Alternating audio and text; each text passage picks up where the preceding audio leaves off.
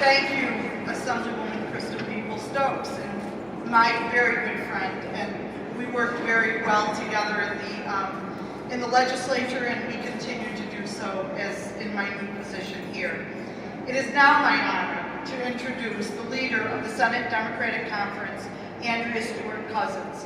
Senator Stewart-Cousins is a strong advocate for human rights, quality education, accessible and affordable health care, and making government more efficient, transparent, and accountable to all citizens.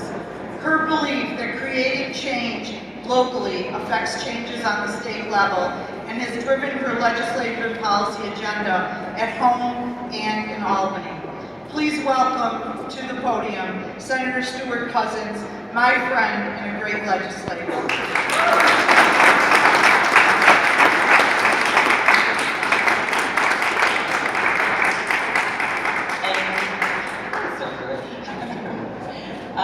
Thank you, and thank you, Roanne. Roanne's ascension to this role in OGS has really been inspiring for so many people, and you have clearly taken your responsibility to not only make sure the right things happen in these spaces, but to make sure there is, again, the inclusion of all of the people who make this state so great. OGS is doing wonderful things, and I want to thank Roanne for that.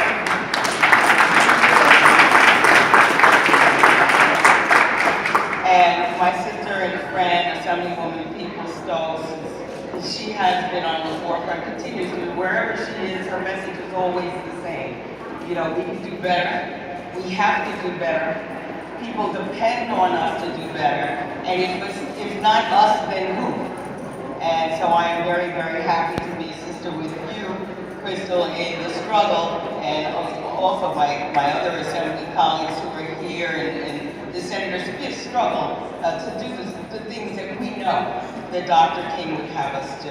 And I do want to thank Corning for its investment in the dream, in this piece of art, and even when it was despoiled, to come back and not to do it. You know, it would have been very easy to do it on King Day and have all of the hoopla, because that's what happens. We do King Day in January, and then we spend the next, year sort of keeping Dr. King in his little corner in January.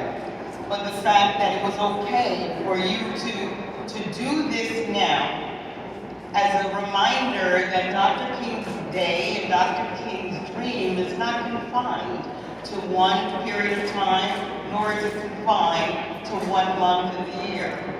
That we have to be active participants in creating that dream and making it a reality. And so therefore I go to the artist, Eric Hilton. He and I had a great conversation talking about what this meant, and I'm sure he's going to explain it much better than I. But what he talked about was the multi-dimensional aspect of his work. Because, as we continue to say, Dr. King was multi-dimensional. We talk about the dream, but the aspects of the dream is what is depicted in this sculpture. What happens when we work on the education of our children, of decreasing this uneven playing field, of working towards employment and entrepreneurship, justice, criminal justice and justice for people, so that weekends and days like we've seen in Baltimore will not be a threat all over the nation. Dr. King talked so much about removing the poverty, the discrimination, the feeling of hopelessness, because that had to happen in order for us to realize this dream. We are all here because we clearly are ready to put dreams and thoughts into action. And every time we're remembered, whether it's the Dr. King speech, whether it's our own actions, whether it's the dedication of a piece of art, we are moving towards the realization and the fulfillment of the only thing that will make America great, the American dream come true. So thank you so very much.